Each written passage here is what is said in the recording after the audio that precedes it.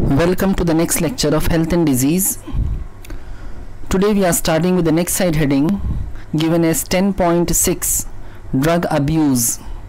Now in this topic we have to see different type of drugs used in communities by the different person and what are the effects of different type of drugs on the human body. Also we'll study their origin, what they are going to make the difference in the individual at the community level. So these all things we are starting according to the textbook. Drug abuse is the name of the side heading. Survey and statistics shows that use of drug and alcohol has been on the rise, especially among the youth. सर्वे और statistics के हिसाब से ये बात clear हो जाती है कि दिन ब दिन ड्रग और अल्कोहल का कंजम्पशन इंक्रीज़ होता जा रहा है और अल्कोहल या ड्रग को कंज्यूम करने वाला जो ग्रुप है उसमें मैक्सिमम यूथ्स हैं, that is adolescence age group के लोग हैं. एडोलेसेंस में ये एडिक्शन स्टार्ट होता है और कई बार लाइफ लॉन्ग रह जाता है या एडोलेसेंस के बाद एडल्टहुड में भी ये एडिक्शंस देखने को मिलते हैं. This is really a cause of concern as it could result in many harmful effects. इसके वजह से बहुत से हार्मफुल इफ़ेक्ट हो जाते हैं. ये एक चिंता का विषय है. इसके वजह से बहुत से हार्मफुल इफ़ेक्ट होते हैं इंडिविजुअल की बॉडी पे, उसकी फिजियोलॉजी पे, उसके मेटाबॉलिज्म पे, उसके थिंकिंग और थॉट पे, उसकी फ़िज़िकल फिटनेस पे, उसके मेंटल स्टेटस पे, उसके पर्सनैलिटी पे. हर तरह से ड्रग और अल्कोहल का इफ़ेक्ट इंडिविजुअल की बॉडी पर होता है. Not only on the individual but also it affects the community level. घर पर, सोसाइटी में, हर जगह पर ड्रग और अल्कोहल का इफ़ेक्ट देखने को मिलता है. Now proper education and guidance would enable youth to safeguard themselves against this dangerous behavior pattern and follow healthy lifestyle. अगर उनको प्रॉपरली एजुकेट किया जाए, उनको प्रॉपरली गाइड किया जाए, उनकी प्रॉपर काउंसलिंग किया जाए तो शायद वो ये बात समझ जाएं कि इस ड्रग और अल्कोहल के कंज्यूम करने का क्या बैड इफ़ेक्ट होता है, इसके जो हज़ार्डस इफ़ेक्ट हैं, इसके जो डेंजरस इफ़ेक्ट हैं, उसके वजह से उनको क्या क्या प्रॉब्लम देखने पड़ सकते हैं. शायद इस तरह का एजुकेशन या उनकी काउंसलिंग या उनका गाइडेंस ऐसी हैबिट से उनको दूर रख सकता है.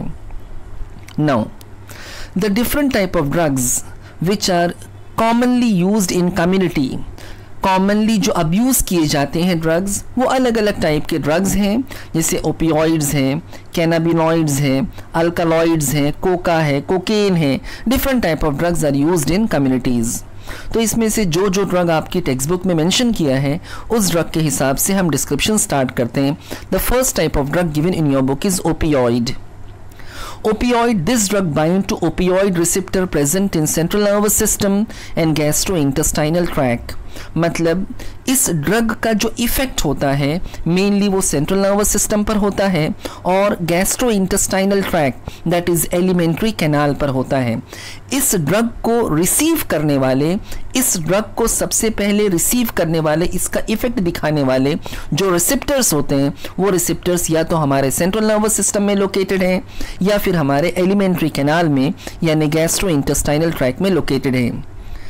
Heroine otherwise called smack, heroine को ही हम स्मैक भी कहते हैं. इस केमिकली डाई एसिटाइल मॉर्फिन, बच्चों ओपियोइड्स का टाइप है हीरोइन जिसे स्मैक भी कहा जाता है और उसका जो केमिकल नेचर है केमिस्ट्री में जो उसका नाम है that is die acetyl morphine.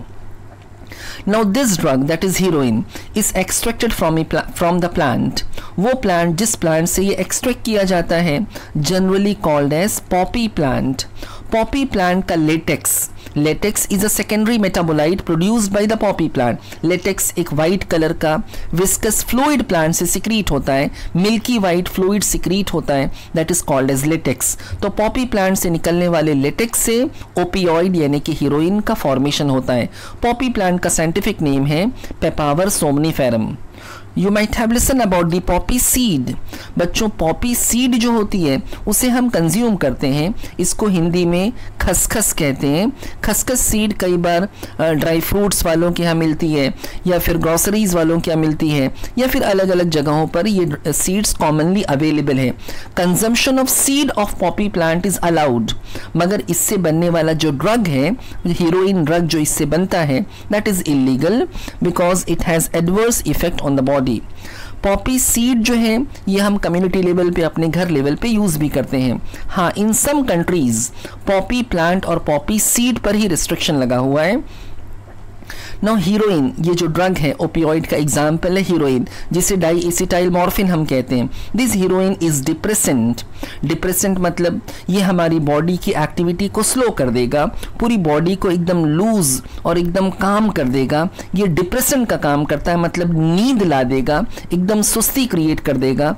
तो depressant and slow down the activity of body, और बॉडी की एक्टिविटी को, सारी एक्टिविटी को एकदम लूज, एकदम स्लो कर देगा। मतलब once the individual consume this heroin ना, वो कोई फिजिकल एक्टिविटी करने का मन नहीं करता है, कोई काम करने का मन नहीं करेगा, वो एक जगह पर पड़ा रहेगा, बैठा रहेगा, सो जाएगा। तो this is the effect of drug on the individual. So this is all about the opioids. Now the second type of drug given in your book, the B point, is cannabinoids. Now these cannabinoids interact with the receptor present in brain.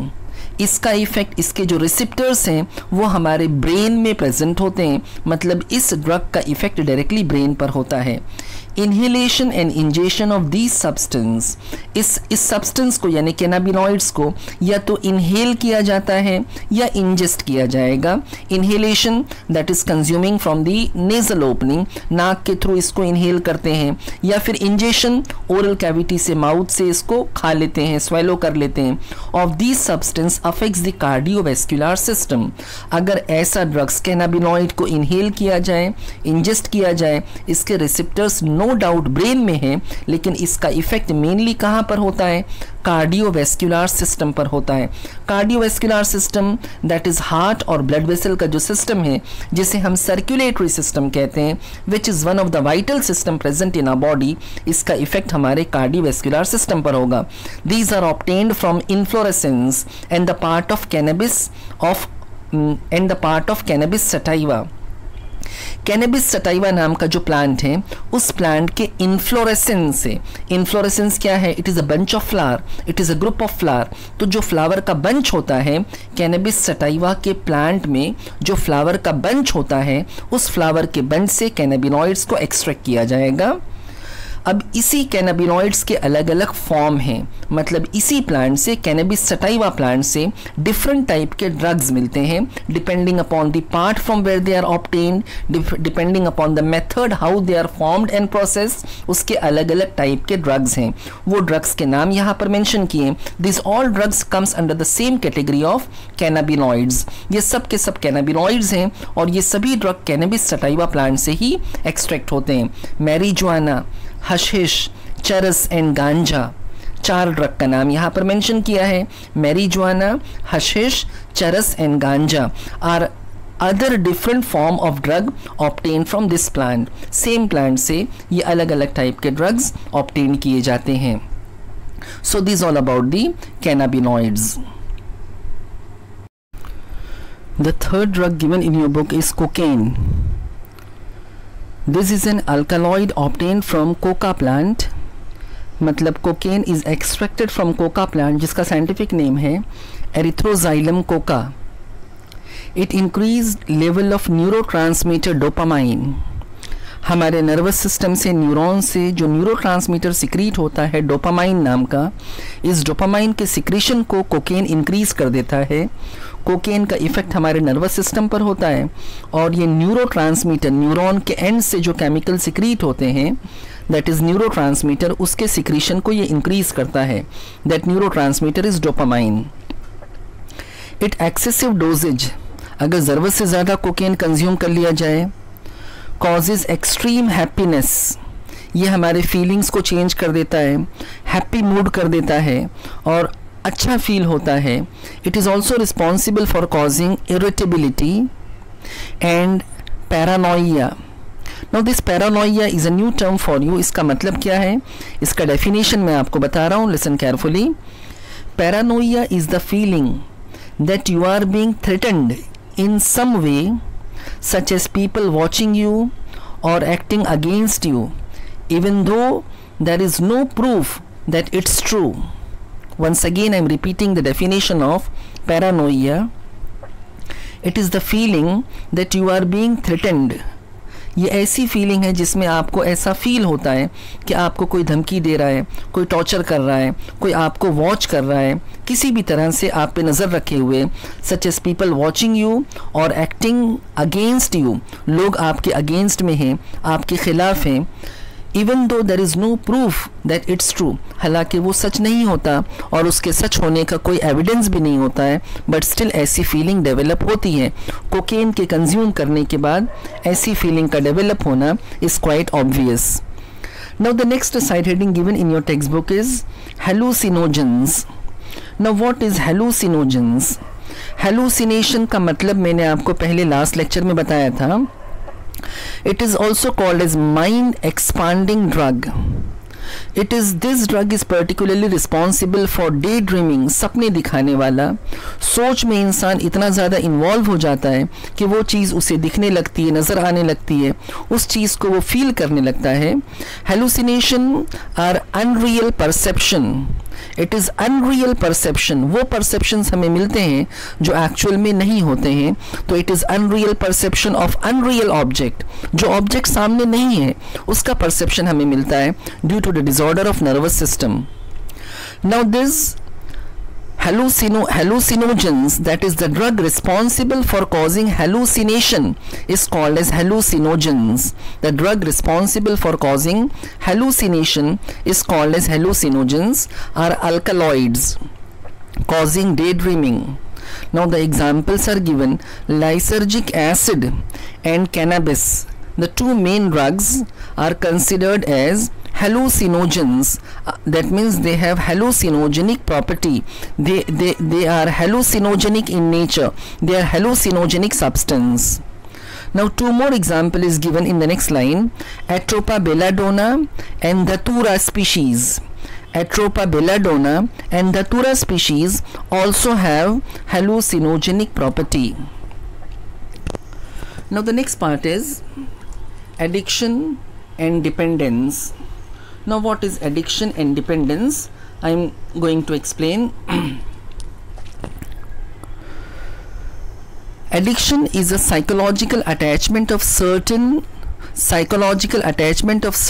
effects. किसी भी चीज़ का, किसी भी consumption का, किसी भी drug का या किसी भी हैबिट का जो फिजियोलॉजिकल या साइकोलॉजिकल अटैचमेंट होता है, that is called as addiction. उस चीज़ से हम उस हद तक इन्वॉल्व हो जाते हैं कि उसके बिना, उसको कंज्यूम किए बिना, उस चीज़ को कंज्यूम किए बिना या उस हैबिट को रिपीट किए बिना हमें चैन नहीं मिलता है. That is called as addiction. So the definition given here is addiction is a psychological attachment of certain effect such as euphoria and temporary feeling of well-being associated with drugs and alcohol. Such as euphoria, a feeling or state of intense excitement and happiness, means once we do the addiction we feel good, हमें excitement और happiness feel होगा. So addiction is a psychological attachment of certain effect, जिसके वजह से euphoria मतलब feeling of intense happiness और excitement and temporary feeling of well being, और थोड़ी देर के लिए हमें अच्छा महसूस होगा, associated with drugs and alcohol. Here in this topic we are mainly concern with drugs and alcohol. Drugs और अल्कोहल के कंजम्पशन के बाद उस इंडिविजुअल को रिलीफ फील होता है, काम फील होता है, हैप्पीनेस मिलती है, एक्साइटमेंट मिलता है. So that is called as addiction. Now because of perceived benefit, drugs are used repeatedly. Because of perceived benefits, drugs are used repeatedly. बहुत से drugs ऐसे हैं कि जिनका कुछ benefit भी है. Means you know sometime drugs are used in medicines. Some drugs they are very good painkiller, some drugs they have some effect on the physiological effect on the body. तो कुछ drugs ऐसे हैं जिनको हम बार बार repeat करते हैं, doctor prescription पे हम कंज्यूम करते हैं और बार बार रिपीट करने की वजह से फाइनली हम उसके एडिक्ट हो जाते हैं. The most important thing which one fails to realize is the inherent addictive nature of alcohol and drug. अगर उस चीज़ को हम बार बार रिपीट करते हैं, 1, 2, 3, 4 बार लेते हैं, तो ये हम भूल जाते हैं या इस बात को हम इग्नोर नहीं कर सकते कि अगर हम उसको बार बार कंज्यूम करते हैं तो उसका हमें एडिक्शन हो जाएगा, चाहे वो अल्कोहल हो या ड्रग हो. तो हम ऐसी चीज़ों को जो एडिक्टिव नेचर में है, जिसके वजह से एडिक्शन हो सकता है, ऐसी चीज़ों के कंजम्पशन से थोड़ा अवॉइड करना चाहिए. Now the next point is, these drive people to take them even when these are not needed or even when their use becomes self-destructive. जब एडिक्शन एक बार हो जाता है तो लोग उस चीज़ों को, उस केमिकल को, उस ड्रग को, अल्कोहल को या ड्रग को कंज्यूम करते रहते हैं, even though now it is not required, even it is not needed. A very common observation, person who consume painkiller for a long time may be suffering from arthritis or any other problem. तो अगर उसका problem solve भी हो गया है तो वो drug लेने का एडिक्ट हो जाता है और उसे ड्रग लेने की आदत पड़ जाती है, वो मेडिसिन नहीं खाता है तो उसे एक अजीब सी बेचैनी होती है. तो that is basically the addiction. और even when their use become self destructive, कई बार ड्रग के जो यूज़ होते हैं, ड्रग का जो इफ़ेक्ट होता है वो हमारी बॉडी के लिए डिस्ट्रक्टिव होता है, हमारी बॉडी को नुकसान पहुंचाता है. ये बात जानते हुए भी हम उस ड्रग को कंज्यूम करते हैं. With repeated use of drug, the tolerance level of receptor present in our body increase. जब बार बार ड्रग को यूज़ किया जाता है, सेम ड्रग को बार बार यूज़ किया जाता है, तो धीरे धीरे हमारी बॉडी का जो टॉलरेंस लिमिट होता है, बॉडी की जो टॉलरेंस एबिलिटी होती है, वो एबिलिटी इंक्रीज़ हो जाती है. तो अल्टीमेटली जो एडिक्ट होते हैं वो क्या करते हैं, अब पहले थोड़ा सा ड्रग लेने पे जो स्पेसिफिक अमाउंट ऑफ ड्रग वो लेते थे, वो ड्रग लेने पर उनको इफेक्ट दिखता था, लेकिन अब बॉडी उसको टॉलरेट कर रही है क्योंकि बॉडी में फिजियोलॉजिकल चेंज हो गए, बॉडी में एडेप्टेशन और एक्लेमेटाइजेशन हो गया है. इस वजह से अब वो ड्रग के डोजेज को इंक्रीज कर देंगे, उसके कॉन्सेंट्रेशन को इंक्रीज करेंगे या उसकी क्वांटिटी को इंक्रीज करेंगे या फिर उसकी फ्रीक्वेंसी को इंक्रीज करेंगे. यानी इन शॉर्ट अब वो पहले से ज़्यादा ड्रग लेंगे. जब पहले से ज़्यादा ड्रग लेंगे तो अल्टीमेटली उसका इफेक्ट बॉडी पर और ख़तरनाक होगा. Consequently the receptor respond only to higher dose, क्योंकि बॉडी टॉलरेट हो चुकी है, बॉडी उस ड्रग के लिए एक्लेमेटाइज हो चुकी है. जिस ड्रग को, जिस डोज को हम कंज्यूम कर रहे थे, बॉडी ने उस हिसाब से अपने आप को चेंज कर लिया है. तो अल्टीमेटली क्या होता है कि जो एडिक्ट होते हैं, they start taking higher doses of drug और alcohol, leading to greater intake and addiction, जिसके वजह से क्वांटिटी बढ़ जाती है, कंजम्पशन की क्वांटिटी इंक्रीज होती है और एडिक्शन भी अल्टीमेटली इंक्रीज होता है. However, it should be clearly borne in mind that use of these drugs, even once, can lead to addiction. इस बात को हम अपने माइंड में एकदम क्लियर कर लें कि अगर कोई भी एडिक्शन वाला ड्रग है, यानी कोई भी ऐसा ड्रग है जिससे एडिक्शन हो सकता है, तो उस ड्रग को एक बार कंज्यूम करने से भी हम उसके एडिक्ट हो सकते हैं, चाहे वो अल्कोहल हो या ड्रग हो. In the absence of any guidance or counseling, the person get addicted and becomes dependent on their usage. अगर उसके पास नॉलेज नहीं है, उसको प्रॉपर गाइडेंस नहीं मिला है, उसकी काउंसलिंग नहीं हो रही है, उसको ड्रग का हार्मफुल इफेक्ट नहीं पता है या जो भी रीज़न है, तो इस वजह से लोग ड्रग कंज्यूम करते हैं. एक बार कंज्यूम करते हैं, अल्टीमेटली उन्हें सेकेंड टाइम, थर्ड टाइम और बार बार कंज्यूम करना पड़ता है and finally they become addict. Dependence in the tendency of body to manifest the characteristic and unpleasant withdrawal symptom if regular dose of drug alcohol is abruptly discontinued. अब हमारी body की ऐसी tendency है, हमारी body उस drug के लिए adjust और एक्लेमेटाइज हो चुकी है.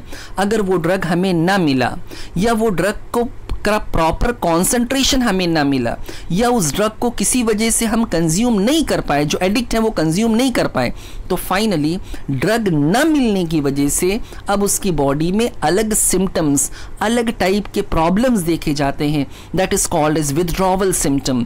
विथड्रॉवल सिम्टम जैसे कोई पर्टिकुलर ड्रग को कंज्यूम करता है, डेली कंज्यूम करता है, किसी एक दिन अगर उससे वो ड्रग नहीं मिला, वो ड्रग किसी वजह से उसे नहीं मिला, तो उसकी बॉडी में अलग टाइप के सिम्टम्स डेवलप होंगे, फ्रस्ट्रेशन डेवलप होगा और उसके अंदर अजीब टाइप के वायलेंस डेवलप हो सकते हैं, क्योंकि वो ड्रग का एडिक्ट हो चुका है. उसे चाहिए तो चाहिए, खाना नहीं मिला तो चलेगा, लेकिन उसे ड्रग्स चाहिए. तो वो ड्रग न मिलने की सिचुएशन में उसकी बॉडी में जो सिम्टम्स डेवलप होते हैं, जो प्रॉब्लम क्रिएट होते हैं, that is withdrawal symptom. This is characterised by anxiety. अब वो सिम्टम्स या वो प्रॉब्लम क्या है? एंजाइटी है, ट्रिम्बलिंग है, नोजिया है, स्वेटिंग है, which may be revealed when use is resumed. और अगर दोबारा वो ड्रग उसे मिल जाए तो वो ड्रग मिलने की वजह से वापस से वो प्रॉब्लम, विथड्रॉवल सिम्टम के जो प्रॉब्लम डेवलप हुए थे, वो प्रॉब्लम वापस से ख़त्म हो जाएंगे. फॉर एग्जांपल, एक स्मोकर है जो स्मोकिंग करता है, अगर उसे किसी वजह से स्मोकिंग करने का चांस नहीं मिला या स्मोकिंग नहीं कर पाया, it is a type of mild, I mean you can say addiction. Smoking is addiction, no doubt.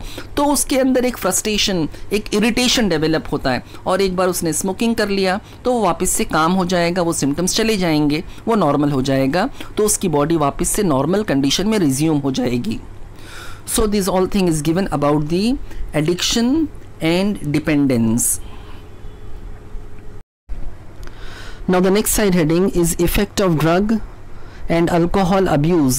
What is the effect of drug or what is the effect of alcohol on our body? When the person consumes drug or alcohol, what happens with him? We'll discuss in this side heading.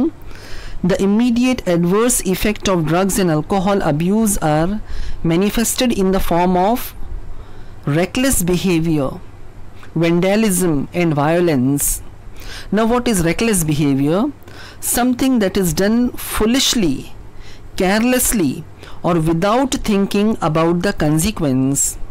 Drug और alcohol consume करने का जो immediate effect होता है, जो sudden effect होता है, इसमें पहला इफ़ेक्ट मेंशन किया है रेकलेस बिहेवियर, यानी लोग कोई भी फालतू हरकत करते हैं, अपनी केयर नहीं करते, या वो जो स्टंट करते हैं या जो काम करते हैं उस काम का क्या इफ़ेक्ट होगा, क्या कंसिक्वेंस होगा, उसको नहीं सोचते हैं और वो कुछ भी कर सकते हैं, कुछ भी करने के लिए तैयार रहते हैं. That is called as reckless behaviour. For example, drug या अल्कोहल कंज्यूम करने के बाद अननेसेसरीली वो गाड़ी को बहुत हाई स्पीड में ड्राइव करते हैं, जिसकी वजह से रिस्क है, उनकी लाइफ की रिस्क है, गाड़ी की रिस्क है, but still they are doing such type of behaviour.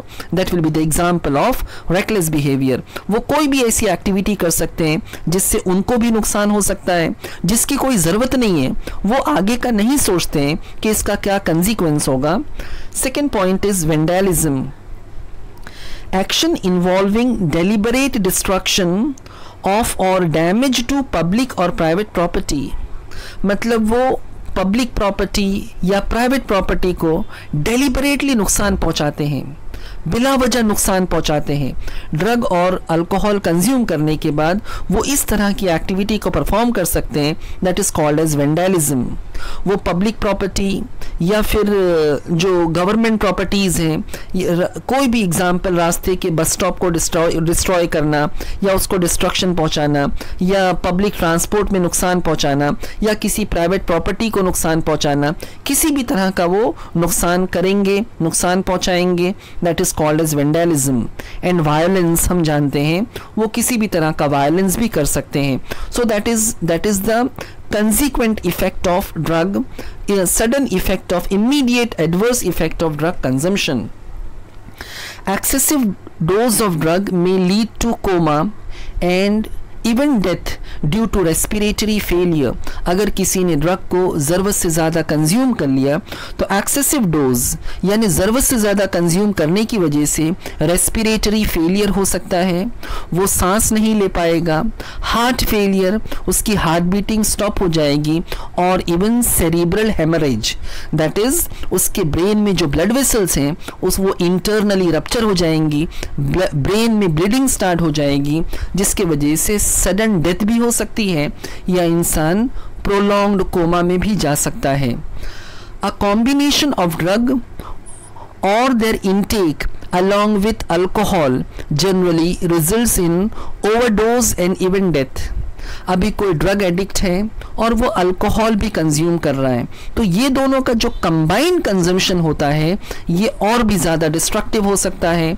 तो जो अल्कोहल कंज्यूम किया पहले ही डिस्टर्ब हो गया, उसके बाद उसने ड्रग को ओवर कंज्यूम कर लिया और ज़्यादा डिस्टर्ब हो गया, तो इस ओवर कंजम्पशन की वजह से या कंबाइंड कंजम्पशन की वजह से भी लोगों में ऐसे मेजर प्रॉब्लम्स क्रिएट हो सकते हैं, रेस्पिरेटरी फेलियर, हार्ट फेलियर या सेरिब्रल हेमरेज, जिसके वजह से इंसान की डेथ भी हो सकती है।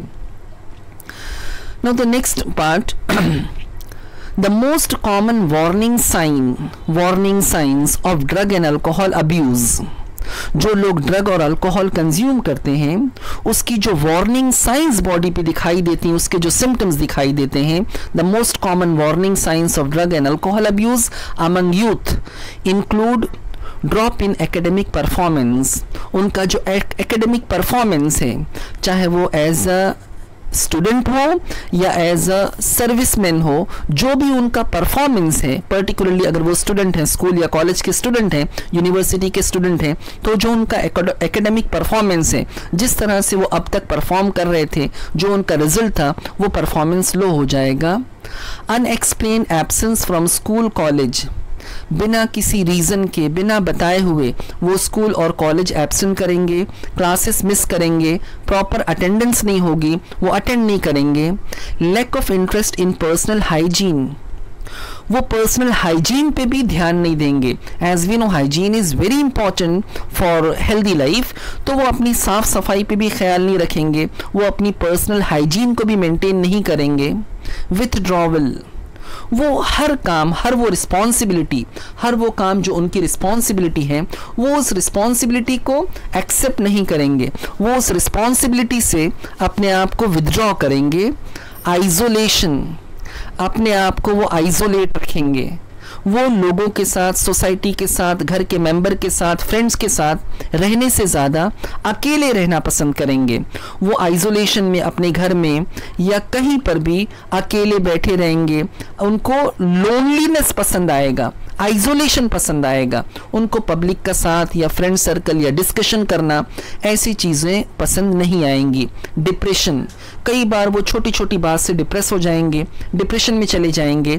If the person is addict, means if the person is consuming alcohol और ड्रग, तो उसमें depression is a very common symptom. Fatigue, वो बहुत जल्दी थोड़ी सी फिजिकल एक्टिविटी करने के बाद थक जाएंगे, उनका स्टेमिना रिड्यूस हो जाएगा, उनमें ज़्यादा फिजिकल एक्टिविटी करने की एबिलिटी नहीं बचेगी। एग्रेसिवनेस, बहुत ज़्यादा एग्रेसिव हो जाएंगे, छोटी छोटी बात पे गुस्सा करना, चिड़चिड़ाना, चिड़ आना, that is aggressiveness develop in the person. वो पर्सन बहुत ज़्यादा एग्रेसिव हो जाता है, छोटी छोटी बात को लेकर इश्यूज़ बना देते हैं, छोटी छोटी बात पे झगड़ा क्रिएट करते हैं। Next is rebellious behavior। what is rebellious behavior? इसका मतलब ये है oppose the idea of authority, जो उनकी अथॉरिटीज़ हैं, चाहे वो उनके कॉलेज की अथॉरिटी हो, स्कूल की अथॉरिटी हो, या वो जहाँ पर जॉब करते हैं उनके बॉस हों, या उनके घर की अथॉरिटी, उनके घर के जो उनसे बड़े हैं, जिनका घर पे रूल चलता है, वो अपने अथॉरिटीज़ को अपोज करेंगे, अपने अथॉरिटीज़ के थॉट को, उनके आइडियाज़ को अपोज करेंगे। And plan to change system, वो पूरे सिस्टम को चेंज करने की कोशिश करेंगे, वो अपना कुछ नया ही आइडिया लेके आएंगे, कुछ अपना नया ही फालतू कॉन्सेप्ट लेके आएंगे, तो वो कुछ अपना मतलब उनको सीधे सीधे सामने वाले की बात आसानी से एक्सेप्ट नहीं करना है, उसको डिनाई करना है, उसको इग्नोर करना है, that is a rebellious behaviour. और कभी कभी ऐसा करने के लिए ऑफन दे यूज फोर्स। तो rebellious behaviour is opposing the idea of authority and plan to change the system them, often using force. वो हर चीज़ को अपोज करेंगे, उनको हर चीज़ के लिए अपोज करना है, उनको अपना आइडिया लाना है, अपना थॉट लाना है, सामने वाले की बात को एक्सेप्ट नहीं करना है. Deteriorating relationship with family. Family के साथ जो रिलेशनशिप उनका था, जो बॉन्डिंग थी, वो डिस्ट्रॉय होगी, वो डैमेज होगी. और फ्रेंड्स के साथ भी जो रिलेशनशिप थी वो भी डिटीरियोरेट होगी. Loss of interest in hobbies. उनकी जो भी हॉबीज़ थी, अब वो हॉबीज़ में उसे इंटरेस्ट नहीं रहेगा. Change in sleeping and eating habit. उनके सोने जागने का कोई टाइम नहीं रहेगा, कभी भी सो जाएंगे, कभी भी उठेंगे. उनके ईटिंग हैबिट में चेंज हो जाएगा, कभी खाना नहीं खाएंगे, कभी खाएंगे तो बहुत ज़्यादा खाएंगे, वो टाइम के भी स्पेसिफिक नहीं रह जाते हैं. Fluctuation in wait.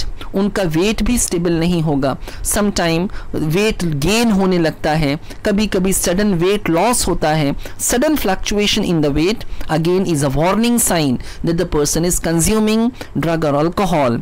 एपेटाइट. उनके भूख का भी कोई ठिकाना नहीं रहेगा, कभी ज़्यादा भूख लगेगी, कभी कम लगेगी, कभी बहुत खाएंगे, कभी नहीं खाएंगे. So this all thing is given about the warning sign. इसके बाद कुछ और भी साइन है, कुछ और भी सिम्टम्स दिए हैं जो हम नेक्स्ट लेक्चर में डिस्कस करेंगे. So this part, I mean warning sign वाला पार्ट, यहाँ पे मैंने आपको समझाया.